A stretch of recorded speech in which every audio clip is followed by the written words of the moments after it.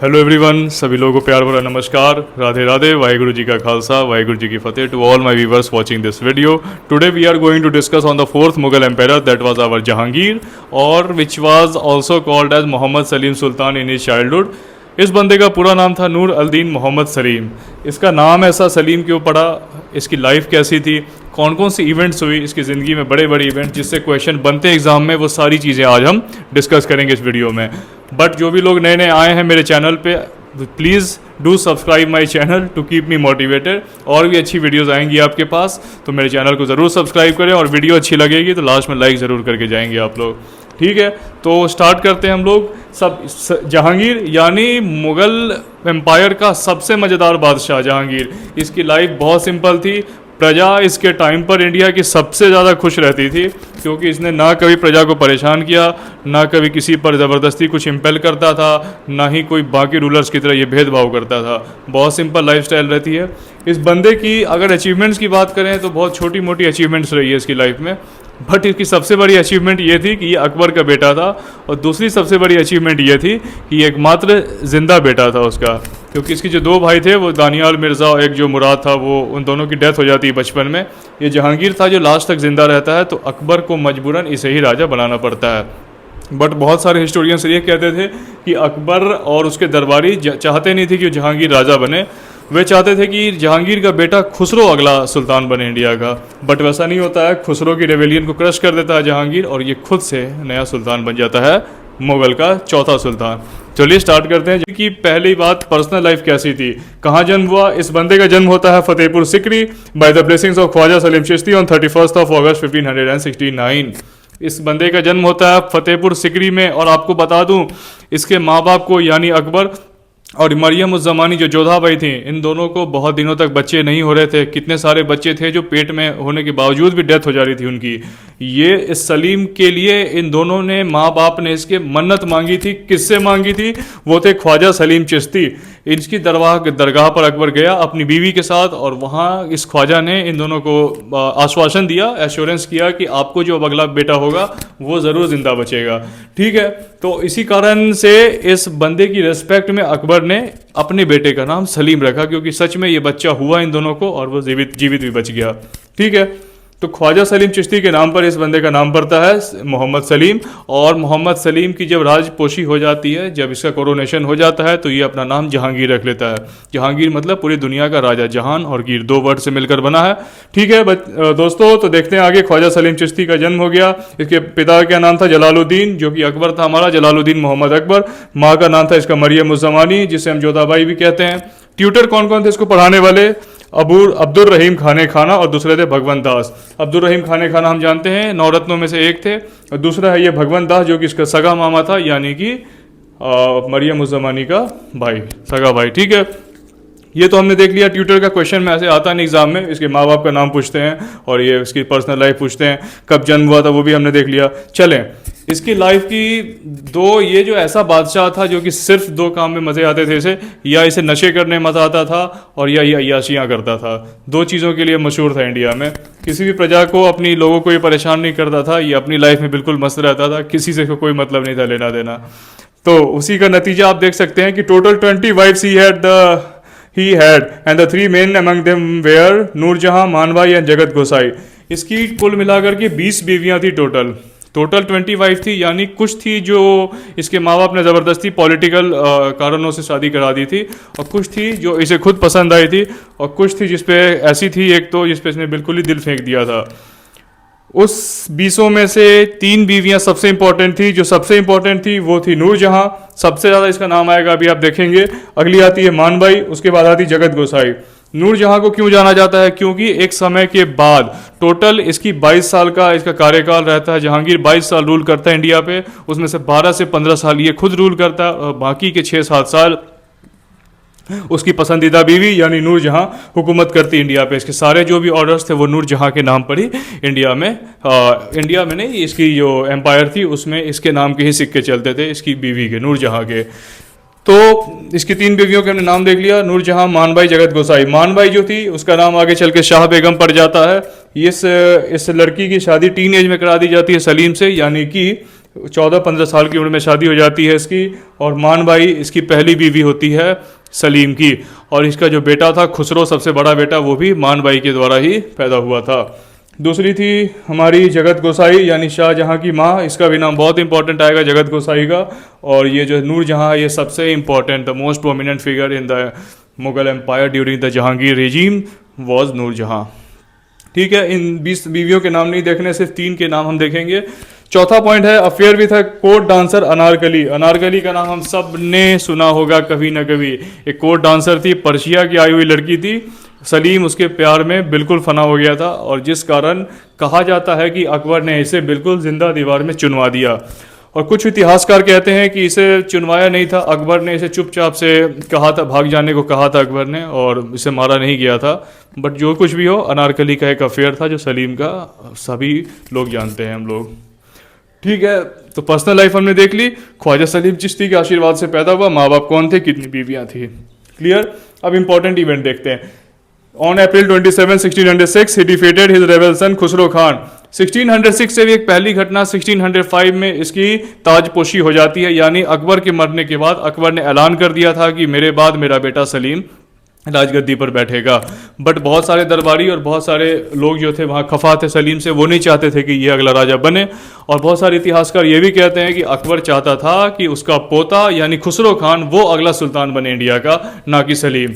ठीक है, अब क्या सच था क्या गलत था उस पर हम नहीं जाएंगे, बट 1605 में अगला सुल्तान इंडिया का बन जाता है जहांगीर। जहांगीर के सुल्तान बनते ही उसके बेटे, सबसे बड़े बेटे खुसरो खान यानी मान भाई के बेटे खुसरो खान ने अपने बाप के खिलाफ बगावत कर दी, और इस बगावत में इसके बेटे खुसरो की हार हो जाती है और सलीम जीत जाता है। जीतने के बाद बहुत सी घटनाएं होती हैं, इसके सपोर्टर्स को जिंदा जला दिया जाता है, जलील किया जाता है, खुसरो की आंखें फोड़ दी जाती है, बहुत सी चीज़ें होती है, इस पर डिस्कशन अभी नहीं करेंगे। बट हम इंपॉर्टेंट इवेंट में देख लेते हैं। 1606 में खुसरो खान की हार हो जाती है और इसे बंदी बना लिया जाता है। ठीक है, सेकंड पॉइंट था execution of 5th Guru Arjan Dev.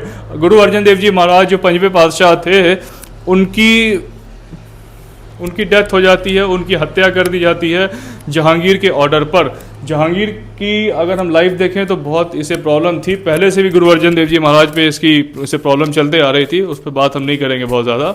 But अगर उनकी जो शहीदी होती है अर्जन देव जी महाराज की, वो इसी इंसान के कारण होती है।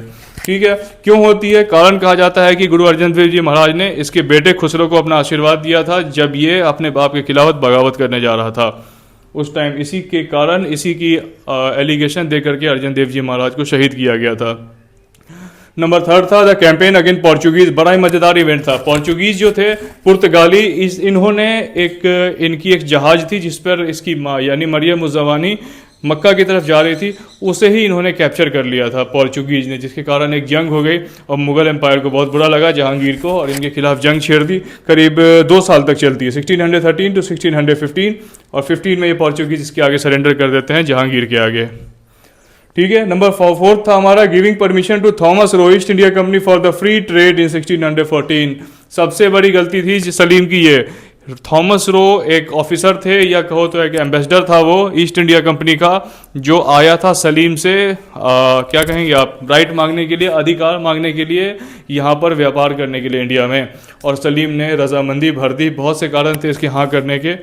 तो इस हामी भरने के बाद अब ईस्ट इंडिया कंपनी खुल करके ट्रेड करने लग जाती है इंडिया में। कहें तो ये इतिहास का सबसे बड़ा ब्लंडर था जो सलीम ने किया था जहांगीर ने, और क्वेश्चन बनते एग्जाम में। तो प्यारे दोस्तों ज़रूर देखेंगे आप, थॉमस रो था वो इंसान जिसने परमिशन ली थी जहांगीर से फॉर द फ्री ट्रेड, और 1614 में इसे हरी झंडी मिल जाती है सलीम के द्वारा। ठीक है, नंबर 5 था ended a long struggle and tension between the Mughal and Mewar. यानी कि मुगल और मेवाड़ का हमने पहले से देखा है, ये 19-20 का आंकड़ा रहा है दोनों के बीच, 36 का आंकड़ा रहा है बिल्कुल। राणा प्रताप की और अकबर की लड़ाई हमेशा से चलती आई। राणा प्रताप से आप देखें तो जो राणा सांगा थे हमारे, उनकी भी लड़ाई चली थी बाबर के साथ। तो ये लगातार मुगल और मेवाड़ की टेंशन थी जो ख़त्म होती है जहांगीर के टाइम पे। इसे बहुत बड़ी अचीवमेंट मानते जहांगीर को, क्योंकि जो महाराणा प्रताप के बेटे थे राणा अमर सिंह, उनकी बहुत एज हो चुके थे, आई थिंक 55 से वो ऊपर हो गए थे।